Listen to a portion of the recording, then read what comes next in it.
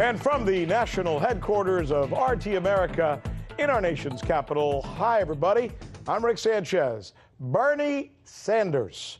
Look, whether you agree or disagree with his politics, he should be treated, no, actually more than treated, he should be respected, right? As the presumptive nominee of the Democratic Party. He should be seen as far and away the candidate to beat among Democrats. Look, he amassed a Trump-like following. He got the most real votes when it comes to delegates that were not assigned by the Democratic Party. Many of Hillary Clinton's wins were assigned by party apparatchiks.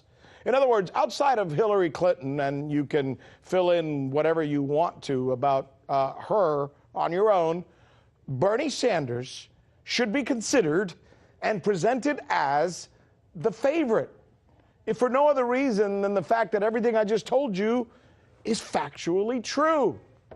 So how are the New York Times, CNN, MSNBC treating this story?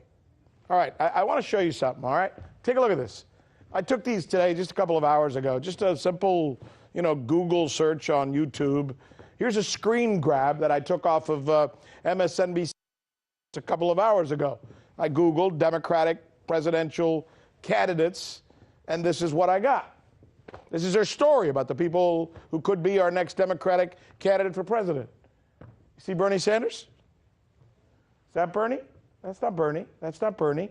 That's not Bernie. That's not Bernie. Aha! Kamala Harris. Very prominent in pictures like this. I started noticing this pattern, right? Everywhere I looked, I see Kamala Harris. Or Kamala Harris, pardon me. Get used to that name, by the way, because it's about to become a concurrent theme.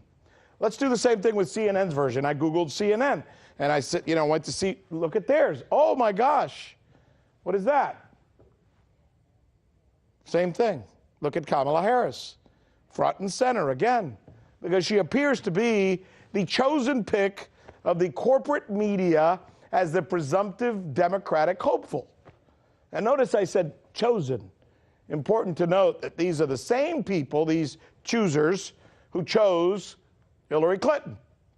Here's another important point. Take a look at where Kamala Harris is in the polls.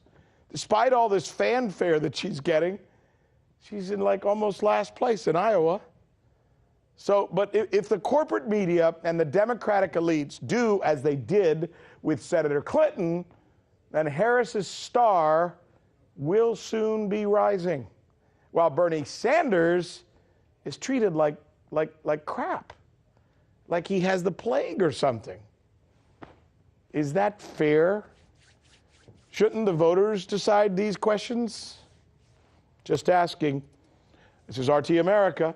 I'm Rick Sanchez, where it is time to do news again. First, let's start with Bernie Sanders. You'd have to be crazy or dumb to not realize that Sanders became a sensation last year.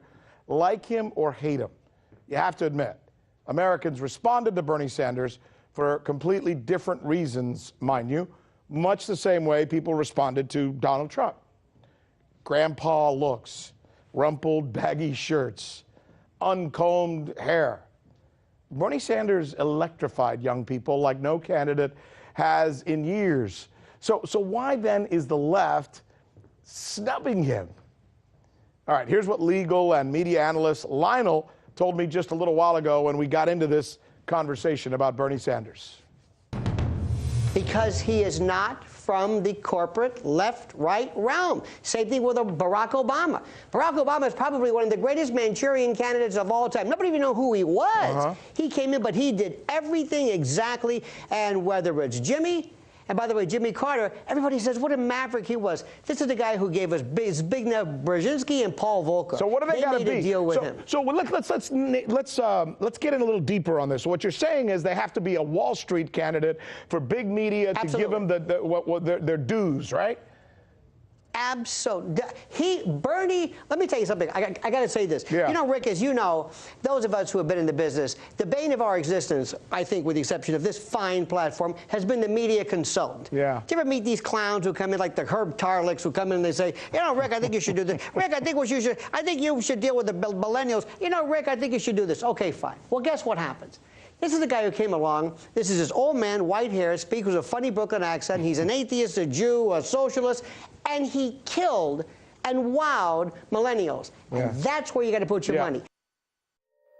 Hey YouTube, thanks for checking out our channel. We hope you enjoyed the video. We have tons of content for you just like this. For more of RT America's one-of-a-kind news and analysis, be sure to subscribe and never stop questioning more.